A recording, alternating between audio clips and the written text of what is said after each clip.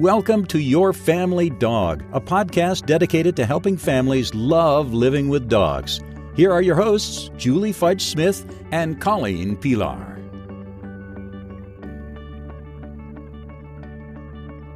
Hi, and welcome to Your Family Dog. I'm Julie Fudge Smith, and I'm here with Janice Kolar-Matznick, and she is an expert on the origin of dogs. She has a very interesting background. She's got a master's degree of science in environmental science. She also received her associate certification in applied animal behavior. She's a CPDT, and she's written a lot on dogs and the origin of dogs, including things like cranial dental adaptations of the dog, the New Guinea sinning dog, its status and scientific importance, and her book, Dawn of the Dog, The Genesis of a Natural Species. She has also done some interesting work. She has done presentations for the Association of Professional Dog Trainers on numerous occasions. She's also taught dog training courses for at-risk middle and secondary schools, children, and she advised on the documentary, The Search for the First Dog. So, Janice, thank you so much for joining us here on Your Family Dog. Colleen is not here with us today, but she says she's going to be happily waiting to listen to the conversation when it does happen on air. So, my first question for you is, what are the common ideas about the origin of the dog, and why is it that you disagree with them? Well, the most common, the most long-standing idea is that man domesticated the gray wolf as a helpmate, right, to track down wounded game and to help locate game, to guard the camps and so forth. And that was first put forth by Galton in 1883.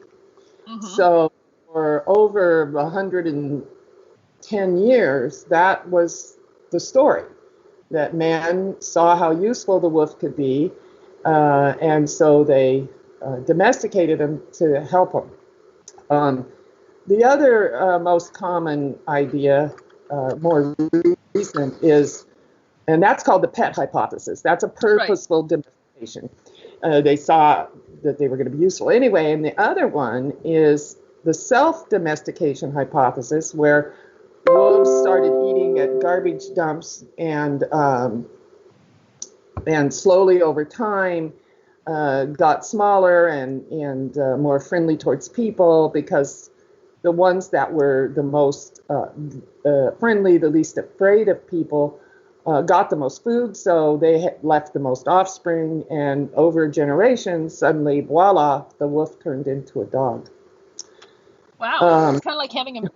Yes, and the wolf became a dog, which I find that really interesting. And I think that one of the things that most people think about is that in some ways it's a lovely story. You know, it's I think you refer to them in your book as just so stories, and I really thought that was a great sort of description of them, because one of the things you talk about is wolf behavior, and why so many of the things that, like, you would not want a wolf guarding your children, you know, and you don't, natural wolf behavior is not such that it's going to easily share its prey that has been hard earned, and it's not necessarily going to think that, you know, your small child is something I should protect rather than something I should eat. Well, yeah, basically, wolves especially, I mean, I could see prehistoric Stone Age people keeping puppy wolves, little ones. Right. But by the time they're, say, 4 to 5 months old, they become extremely destructive and annoying. Mm-hmm. And since at the point where dogs were supposedly domesticated from wolves, there were no other domestic animals. These people had no experience training animals. I just don't see how they could have tolerated an adolescent wolf who was testing its limits. And even at Wolf Park today, those puppies that they raise, and they literally sleep with them, and they raise them from birth. Later on, when those wolves are adults, nobody at Wolf Park goes into a wolf enclosure alone. Right. So, because certain things are going to set off those instincts, a scarf flapping in the wind or something like that. So you need somebody to watch your back. Yes. And I, even today, they have in India those smaller wolves. It's called child lifting. Their natural prey is down, so when they get hungry, they tend to go to the outskirts of the villages and scoop up little kids. Wow. I know. And there was a man named Graves who wrote a book called The Wolves of Russia, Living with Anxiety. In the old church records from the 1900s up to modern times, and there were many instances, especially during and after World War II, of women and children who were in the woods gathering things being killed by wolves. And right. So all those fairy tales about the big bad wolf and the exactly were true. Were true. They were really based on the experience that Europeans were having with wolves living, with their civilization impacting on wolf territories. That these are not, fuzzy, cuddly puppies. These are top-end predators. The people had no long-distance weapons. The government had confiscated the rifles for the war, so and took them in. So what were left were women and children surviving on their own. And a wolf is an opportunist, and they know people are not dangerous without a weapon, because if they're going to take on a moose or an elk, a human is no problem at all. So that was my initial thought, was that rather than wanting to invite wolves into their camp to live, that these Stone Age people would have been defensive against wolves, especially when they had children. So that was why I thought. And on the right, so the idea of a helpmate doesn't really make a whole lot of sense if you look at wolf behavior, and there's no reason to really think that wolf behavior has changed dramatically, because wolf DNA is pretty much the same, and wild wolves have these common behaviors. So it seems to me that indicates that their ancestors had these behaviors, that these are part and parcel of being a wolf. Right. So it doesn't make a whole lot of sense that you are going to invite a top-end predator to come in and live in your cave with you and your small children. Right. Exactly. And so the idea of them being scavengers, I don't know why would you bring a scavenger into your house? Well, it's not that. It's that self-domestication hypothesis that Coppinger put in his book in 2001. I call it the garbage dump hypothesis.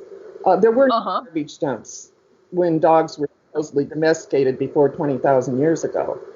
Hunter-gatherer groups pretty much used up everything, every part of an animal, and left very little. They might leave big bones at the kill site, but they didn't have a garbage dump on the edge of their camp. So, and even if they did, it wouldn't supply enough nutrition to feed a 60 or 70 pound wolf. Not for long either. That's right. So that's right. And so there's no reason for the dog to continue to do that if it's not going to, or the wolf, there's no reason for the wolf to do that if it's not going to provide a consistent source of food. The other thing is that during this time period, when we're talking 14, 15,000 years ago, when a lot of this supposedly happened, or earlier, we're talking about nomadic tribes. So they're constantly on the move. Does that mean that these wolf populations are going to actually move with them? What if they have, female in who has, litter of pups?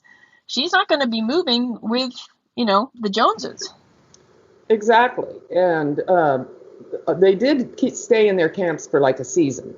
So spring, summer, they might be someplace, and then they would pack up and move to a better place for the winter weather. So they were there for a while.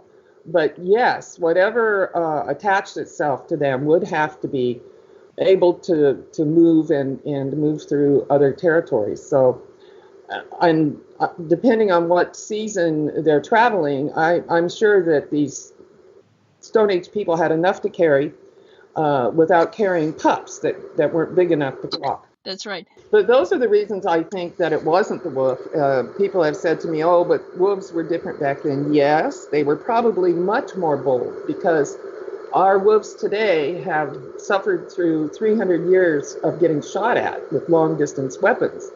So every generation, the most shy and intelligent wolves are the ones that survive, the ones that learn to stay out of people's way. When you remove that, as in India or in Russia during the war, when there were no weapons, the wolves get very bold even today. So before they had been selected for being shyer, especially here in North America, I as a behaviorist would say they probably were much more bold. Yes. The people only had short distance weapons. I mean, maybe they had slingshots, clubs, axes, that kind of thing. So you had to get up close and personal. Yes, which, and if something with that long of teeth, I'm not sure how up close and personal I'm going to want to get. I think that people also think too, well, but hang on a second here. They're very closely related genetically, wolves and dogs. And in some instances, they can breed and produce a viable offspring. So doesn't that prove they're the same species? And I think that the whole idea of speciation is evolving. No pun intended there. But just because they have a very close tie genetically doesn't necessarily mean that the dog descended from the gray wolf. What it probably means is they have a fairly recent common ancestor.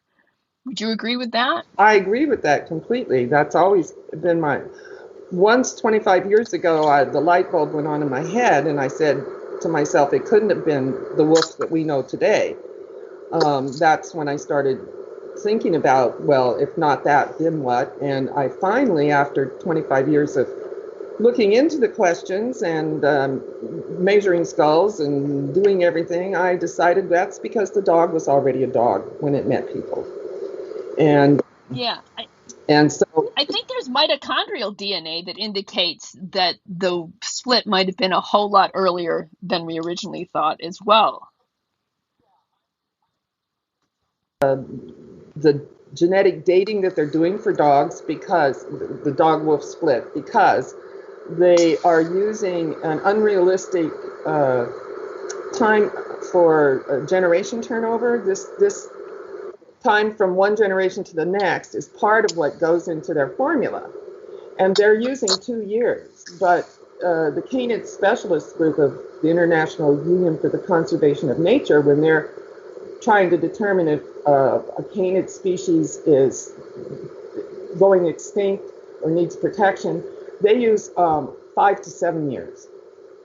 So that makes a big difference when you're talking about generation after generation after generation. Exactly, because the canid has to grow up. Sometimes they stay with the family for, even the little ones, like coyotes, will stay for a year or two before they go off to find their own place, and then they have to secure a territory, find a mate, and then produce the next generation. So I think even they're using 2 years because they're thinking wolves are reproductive at 2, but they usually don't reproduce until they're much older. And think of poor OR7, who wandered around here in Southern Oregon, Northern California for 3 years before he found a mate.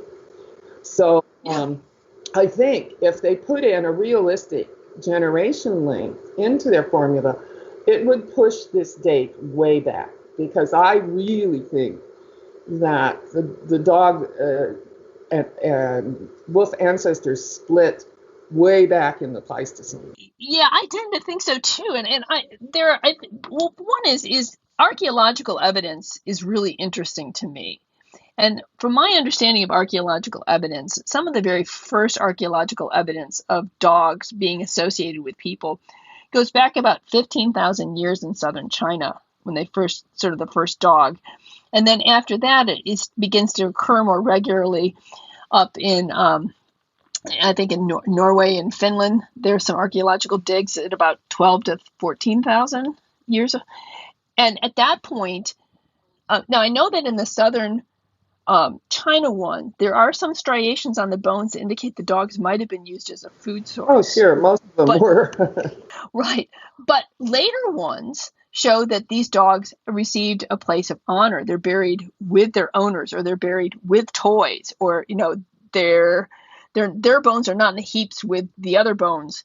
So in order to develop, I think, that kind of unique relationship, that human-canine relationship, I think they have to have been domesticated for a fairly long time, because you don't see that same kind of ritualistic burying of chickens or, anything else. And so I kind of think that if we're starting to see real ritualistic burying as early as 14, 15,000 years ago, how long was the dog with people to, bring that kind of relationship? And if indeed their ancestors a lot earlier, maybe dogs came out of Africa with people as dogs, as early dogs. I don't think it was Africa, because there were no wolves per se in most of Africa. Yeah, no, I think it was probably Southeast Asia. And and the reason is because there were no wolves there either, but there were other canids. And the problem with archaeological evidence, of course, is it's incomplete. And in the early days, even in paleontological digs, they just cataloged canid bones and threw them away. So there was no real identification of the species of canid that was found, say, 30, 40,000 years ago, and misidentified as a small wolf instead of a dog. We don't know. The original dog may be laying in a museum drawer somewhere. That's right. That's right. Well, coming out of Southeast Asia, then that brings up the idea of like the Australian dingo or the New Guinea sinning dogs or some of those other dogs that are not domesticated. Right. Per se. And the newest research, a paper that just came out a few weeks ago by Kylie Cairns in Australia, we have a paper that's coming out soon, I hope, on the same topic, but she looked at much more dingo and DNA than anybody else ever has from all over Australia. And it was quite interesting because she's the second geneticist who says it looks like the Australian dingo descended from the New Guinea singing dog. That wow. Yeah, that there were two founding events where dogs came from New Guinea over to Australia, and if they made it on their own, then it had to be over the land bridge, which disappeared 10,000 years ago. Most of the dating for the dingoes gives them at the most that they've been there for 10 or 12,000 years. I think that's due to the bad dating.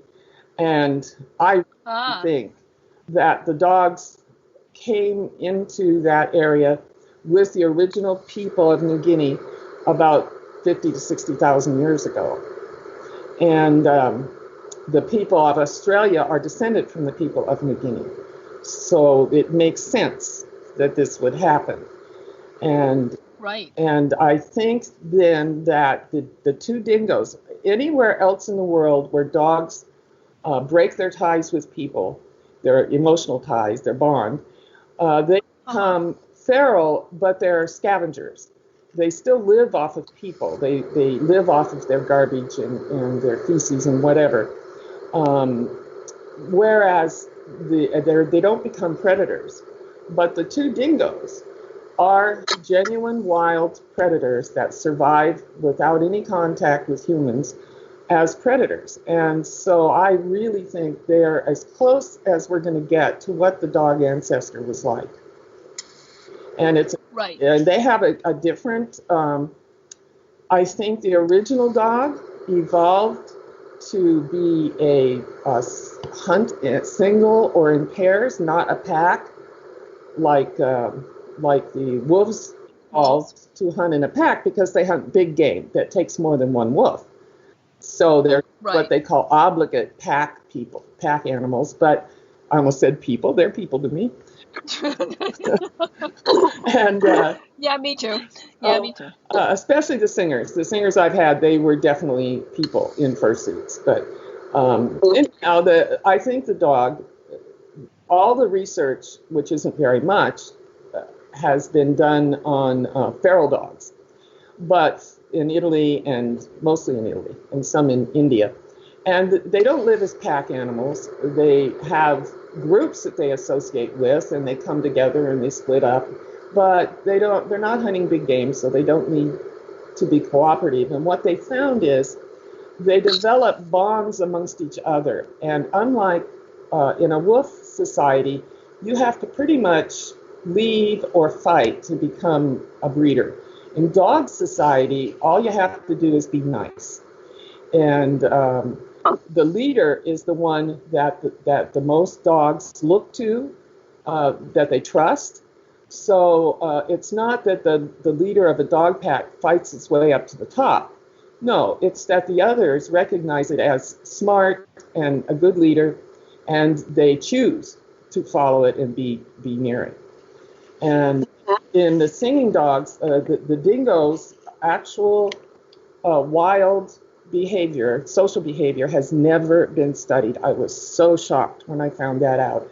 They study what they eat, they study where they go, they study how to kill them. Right, but they don't study the dogs themselves and how they exist in nature. Yeah, and I mean long-term behavioral observations on social behavior where somebody goes out and camps out, and the female dingo has pups, and they watch them grow up, and they see how they interact and that kind of thing. That's never been done. And right. And of course, for singers, all we know is from the captive population. But I had them for 20 years and bred quite a few of them. And what I found is that they probably couldn't be pack animals, because when the next breeding season is coming, the same-sex parent pushes out, they start harassing their offspring. So the sire will start harassing his now 9 or 10-month-old male offspring, to the point where we have to remove them from the pen, because they won't leave them alone. And I tried to leave one for a little bit longer, and during estrus season, when the females were in season, even though they were separated from him by a board fence, he attacked his son. So I'm thinking in the wild, their natural is to live in pairs and defend a territory, and there's only enough food for them to raise the next litter, so they have to push the other litter out, adolescents out. And with dingoes, Australian dingoes, they do have what they call mobs, their association, but they say that they have a hierarchy, but that's only in captivity. Nobody's ever watched them in the wild, so we don't know. They could be like the feral dogs and just go along to get along, and as long as you're not in my way or taking food out of my mouth, maybe they get along just fine without a hierarchy. I don't know, because it's amazing that nobody studied it. And only one person has ever studied Aboriginal dogs, and that was Sunil Pal in India. And for 20 years, he's gone out with a pair of binoculars and a bicycle and observed the dogs in this same village over many generations. And he actually has done quite good science and published in top journals. And now he has a book out on it.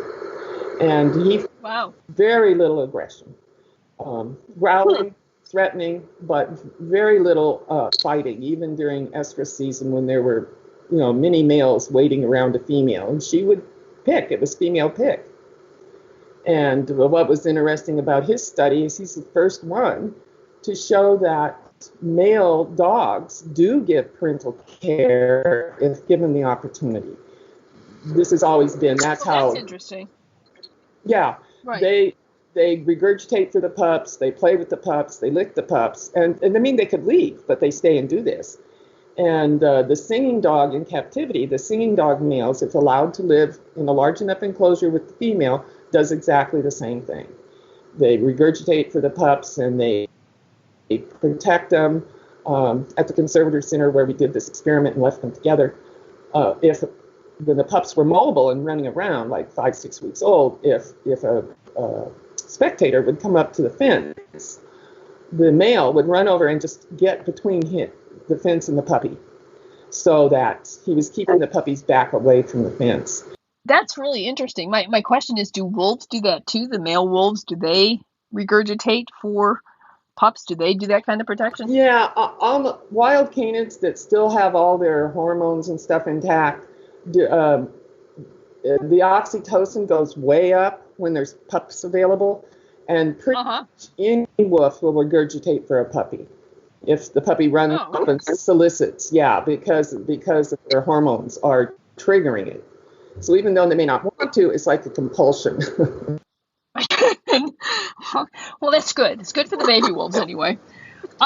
So exactly. One of the questions is and even if you were the uncle or the aunt to this particular wolf, to pup, it still makes a certain amount of sense for you to invest in it growing up, because if you haven't had the chance to reproduce, at least 25% of your genes maybe are invested in this infant, and so it's worth it for you to protect it, because that's one of the ways in which you're going to get your genes into the next generation, especially if you're not breeding yet. Yep, that's exactly the...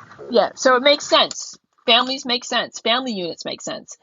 And the fact that dogs live in family units makes a whole lot of sense, because that's your best insurance for getting your genes to move along. My next question for you, though, is as fascinating as it is, and it is really fascinating to me, this question of how did dogs become dogs, and when did dogs become dogs, and had they been dogs a lot longer than we thought? And I think there's a whole lot of sort of physical evidence to that as well. How does this change the way we think of dogs, and does it matter? Does it matter to how we interact with dogs? Does it matter how we view dogs if we know what the origin of the dog is?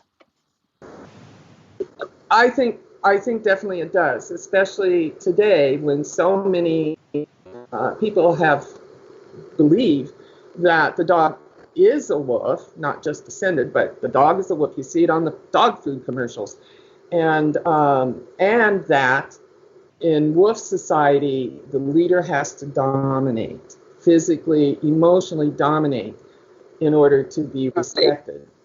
And like I said, in dog society, they don't have to do that. Even in wolf society, they don't do that. David Nietzsche is so upset that people took what he said and turned it around to cause them to do alpha roles with their dogs, to be dominant over their dog.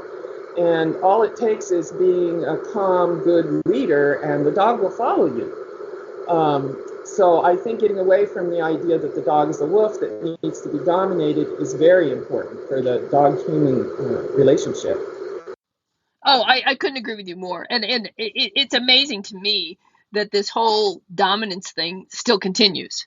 That even though it's been pretty well debunked, and the idea that you really can't be dominant cross species, and that it really doesn't work, and that it's just amazing to me that it still persists.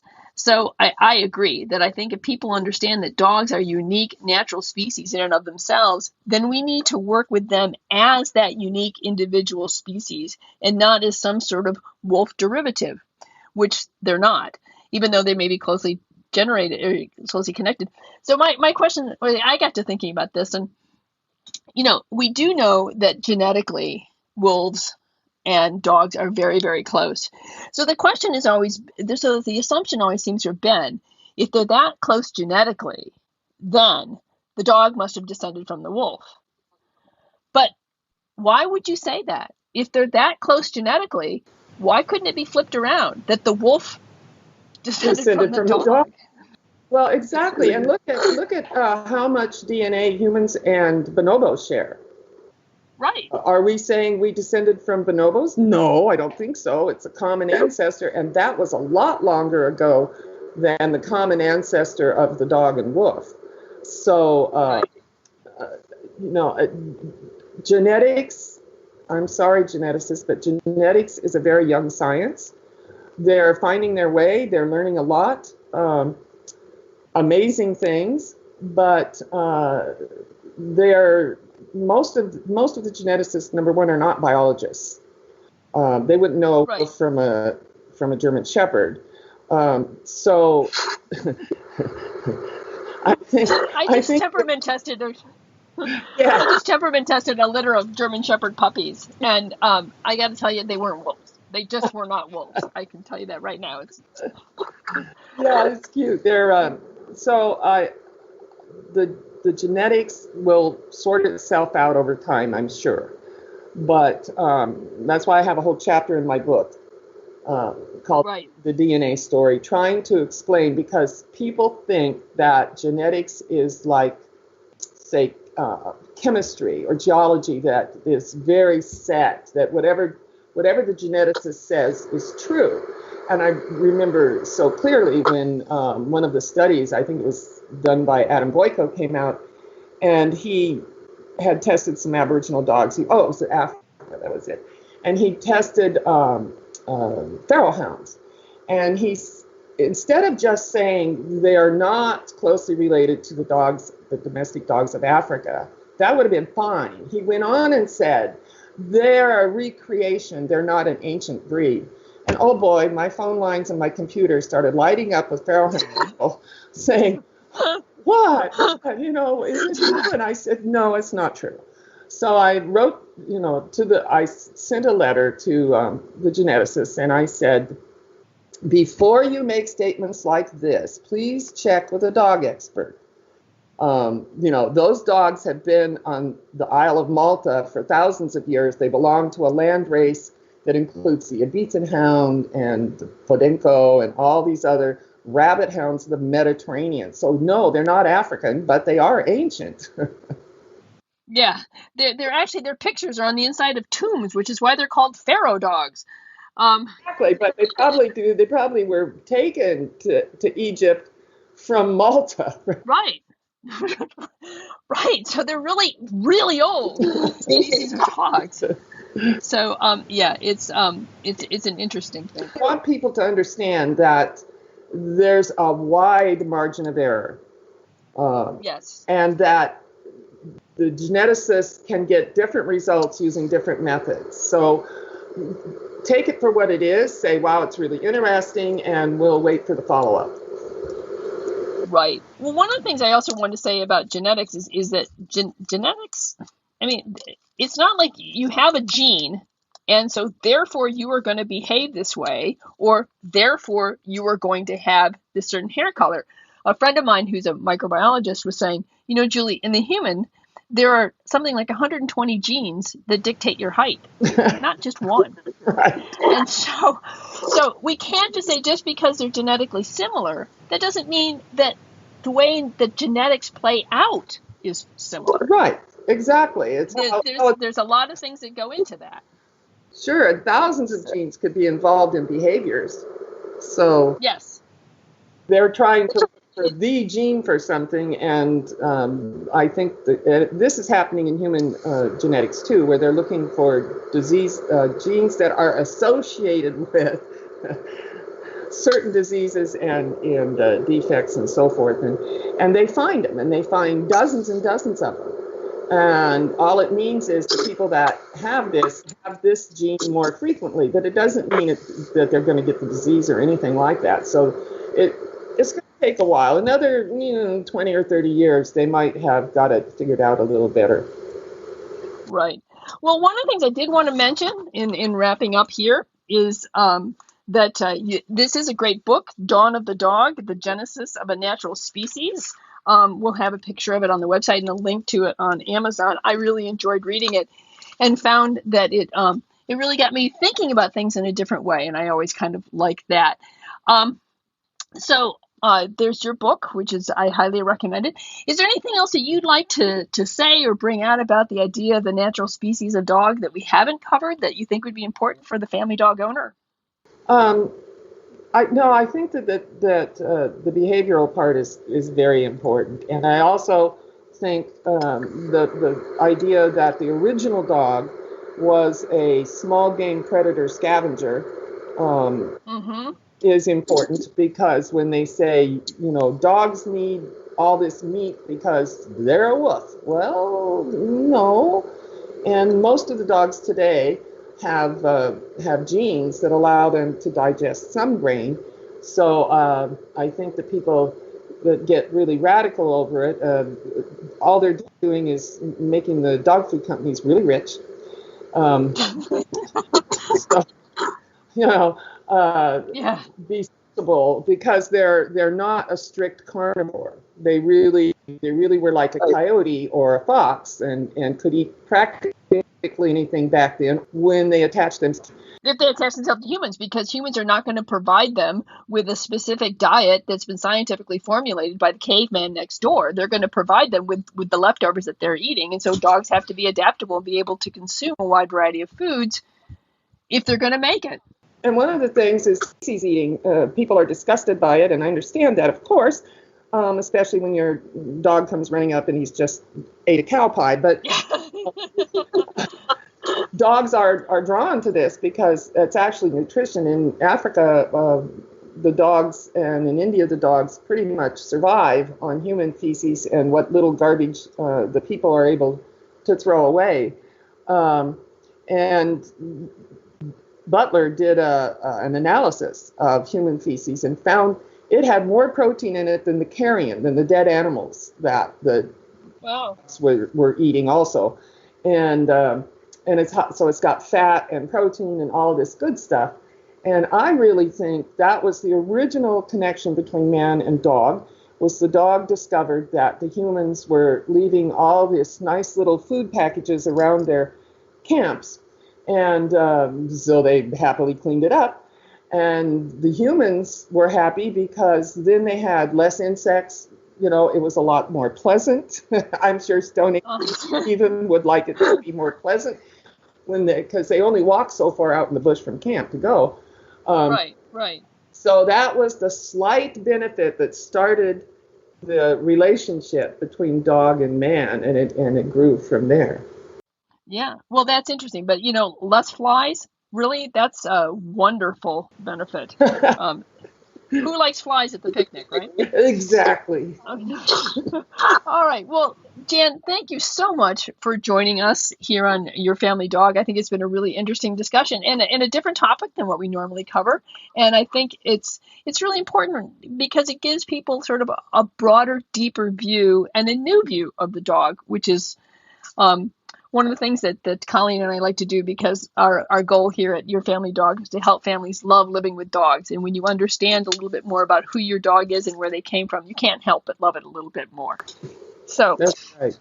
And I look forward to getting comments and taking a look at my dog and once again in a whole new light. So thanks for joining us. Thank you. Thanks for listening to Your Family Dog. Got questions? Interesting ideas? Colleen and Julie would love to hear them. Call 614-349-1661 or visit www.yourfamilydogpodcast.com to share your thoughts.